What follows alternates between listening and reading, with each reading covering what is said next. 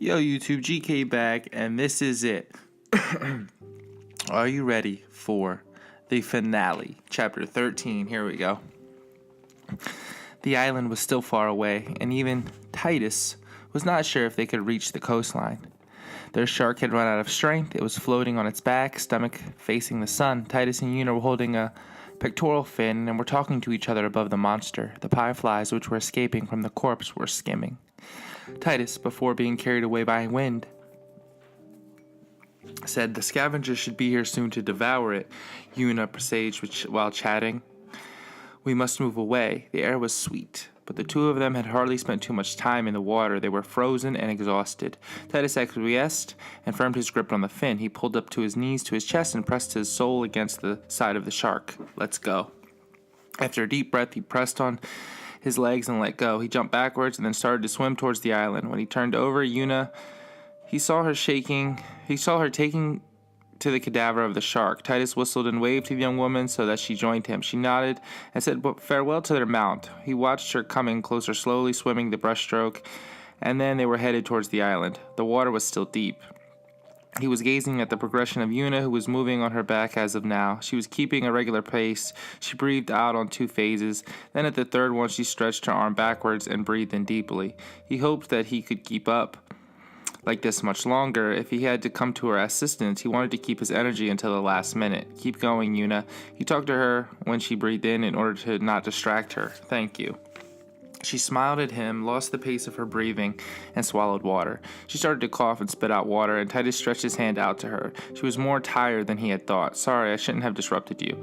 She was now standing plump, but was struggling to keep afloat. He placed himself under her, pressed his forearm under her chin, and started to swim while supporting her. I'm sorry. Don't worry, it's easier like this, right? Yes, but I'm feeling guilty. I told you not to worry, really. Do I remove this? She suggested while showing her large dress. I have a swimsuit under it. The item of clothing which was floating around her hindered her movements sometimes. It was starting to get in his way too. Sure. Don't watch, she said with a singing tone. All right. He averted his eyes. During a few moments he felt her wiggling under his arm. Okay, I'm done. When he lowered his eyes, he discovered the back of Una's neck. Her dress rolled up into a ball on her chest and her pale legs outstretched to the water surface. They remained silent a moment. Then, those monstrous sharks, the young woman began. There are none around Besaid. We must have moved far away from our island. Or maybe the storm dragged them away from their territory, Titus objected, and they would have lost their way near Besaid. Yes, I think so. I wonder if we were that far away when we sank. It was dark, and then, with the morning mist, we might have not noticed the island. Do you think it's Besaid we're seeing right now? Yes, but you know it better than me, so if you say I'm wrong, I trust you. He pivoted so that Una could see the island. The shape is familiar, but something is wrong. What? The water is very cold. It's strange. Yes, I've also noticed, the young man conceded, and this detail was worrying her. On the shallows which were surrounding Besaid, the water formed up fast, but in the present case, her feet were freezing. You know, Una began, with a hesitant tone. Yes, Titus encouraged her. We're not getting closer to the island. She was right. They had swum in a straight line towards their destination, but Titus had the impression of following a very different way. I do not have a good feeling about this. Was the current making them drift? If the movement of the tides was added to the equation, the danger was even more apparent. He started desperately in the direction of the island. His right arm, which was swimming, he was shivering with fatigue. He felt Una raising the one he had passed under her chin and pulling out her head. Thank you for your help. I was able to rest. You'll move easier alone, right? I'll manage. She had caught her breath. Okay, I'll go ahead of you. Yes, it's better this way. She let the dress roll into a ball and smiled at Titus, but she was apparently appallingly pale, and her lips had blued. Let's go. He turned over in the direction of the island, which had moved again. Yes, let's go, Una repeated behind him. He assented and started again to swim slowly. He was wondering if, from now on, he could see the bottom. He plunged his head into the water to check, but as far as he was regarding, he was only meeting the darkness of the depths, exactly like the day before, when he had returned to the world. He wondered if the ocean was going to engulf him afresh. Was his destiny to dissolve in the darkness with his new memories of Una? No way. He was sinking. He swam towards the surface and got his head above water. The island seemed always far. Una, he was exhausted. Say, Una. Titus turned over. He was alone in the middle of the water. No. He took a deep breath to plunge. He stopped himself and whistled quietly. His loud throat and his lungs were burning him. His stomach was heavy like lead. Okay, let's go. In order to save Spear's population from Sin's rage, Una had faced death, a smile on her face. Was it the same smile she had worn while they were swimming? She had not changed. It was the same for the distance between the island and them. Titus felt overcome by distress. I cannot do anything from now on. He started the last time at that desired island. He wasn't any closer than before, but he must have been seeing it from a different angle, because in the middle of the greenery he discovered an orange mark. It was the color of the metallic towers which Besaid was dotted. Una, he yelled. He gathered at least one strength and plunged into darkness. Una. He was ashamed. 2 years earlier he had come into this world, blown away by sin and pushed by Arn, because spirit demanded a metamorphosis, and he was expected to be the catalyst. Was it the case this time?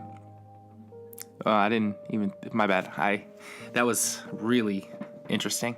Spirit is demanding me. No, it is Una who needs me. She wanted to change, but she did not manage to do it. This is why I'm here. He had plunged quite far under the surface, but did not see her yet. Her head raised. He raised his head. The white dress was drifting gently on the waves. He turned round and scrutinized the darkness. Unlike water in blissball spheres, seawater was scorching his eyes. He was hesitating over coming to the surface. He beat his foot and felt all his muscles tensing. They were screaming their exhaustion. He had barely experienced this sensation during a match at Xanarkand. His body was going to freeze. He knew it. In the middle of the match, he had slipped before the crowd of spectators. He had a member of the team for a few months only. It did not happen. Only his experiences in the spirit were real. The Xanarkand he remembered was just a dream. His chest was in pain. Was he drowning? Was he recalling a past accident? Impossible to say. Dad. The day he felt himself drowning for the first time, he had called for his father, who had just put him in the water so that he would learn how to swim. Titus was swallowed water a lot of times before managing to wade into Xanarkand's waters. His memories were becoming more and more muddled, but he was seeing his father again, who was swimming like a fish, grabbing hold of him and getting him out of the water. I am in pain, Dad, help. His eyes closed. Titus was scrutinizing the darkness in order to find his father. He was not there anymore. He was mindful of being in the narrow space which separated dreams from reality. If he let go, he could avoid suffering. I am in pain. His body was burning, his legs especially. The pain was real. His knees pulled up against his chest in the fetal position. He concentrated on cessation. He was seeing himself drifting in darkness. Who is there? Who is coming closer to me? He recognized a familiar impression, like the one he had felt when he had arrived in spirit the first time, mixed with sin. He did not know any more if his eyelids were opened or closed, but he was watching sight of a white shape, Una. It was really her, locked in a shadow, a black and shiny shape, different from the darkness which was engulfing everything. If he had the shape of mind 5 times bigger than Una, the giant was holding a young woman in its arms and was coming closer to Titus. Who was there? He screwed up his eyes. He was suffering. It was the reality. The giant he was observing was his father. He was swimming like a fish. In his right arm he was holding Una, and in his left one, thank you, Dad. And that was the end of chapter 13.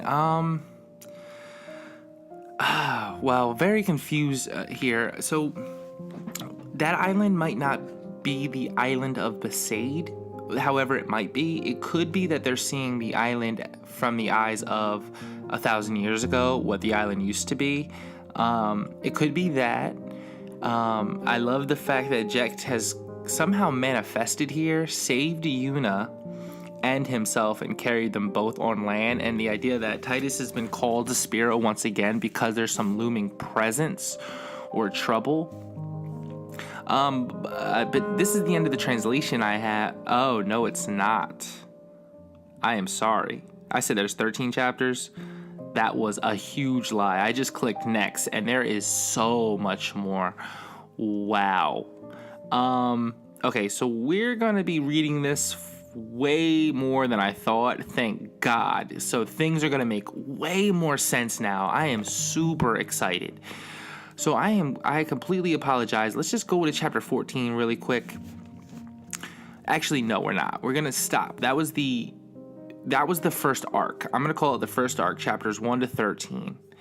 And what we're gonna do is go over everything that happened in chapters 1 to 13 after this video. So I'm going to drop this video on YouTube. I'm going to do a chapters 1 to 13 recap of everything that's happened in the novella so far. Then we're going to do chapters 14 to 28. So we'll do 14 chapters. So 13 chapters, and then we'll do 14 chapters. All right, this is awesome, because I was like, this can't end like this. It didn't make sense to me. And there's so much here to really talk about and analyze. I am super excited to do it for you guys. I know I've been a little wishy-washy in the scheduling, but I'm going to keep pace. And I know this content isn't necessarily popular at all. So you have to bear with me here because I want to make some other videos and get some other content out to you guys that I've been working on, or anything that I think about, some new drawing stuff too. So let's strive for, this is crazy, 2 videos a day. We're going to do 2 videos a day after today until we finish the novella. So that way I can pack in a lot of content for you guys and girls. While we're doing this, it'll help me and it'll help you.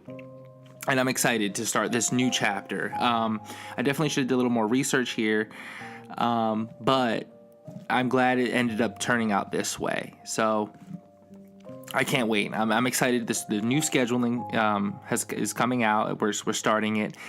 And that's really that for at the moment. Just briefly, we'll talk about this chapter 13 a little bit more, and really get to why I think that that island isn't really Besaid as they know it, because they couldn't get closer to the island, remember? And Titus is a great swimmer, and in fact, we actually learned a little bit more about Titus here, that he was actually a newer player on the Zanarkand. He was only playing with them for a couple months, so that's a nice little bit of information. Yuna is still very shy, but she likes Titus, loves him and all that, and she saved him and he saved her, and it kind of starts the cycle all over again. But the thing I'm having the problem with is either Titus is rejecting or starting to reject his previous memories of him as a child in Zanarkand, which I don't think is necessarily good. Even though that Zanarkand was a dream, it's kind of like when the dream shatters, what happens to the dream? And so that dream person is alive now, but the dream has shattered.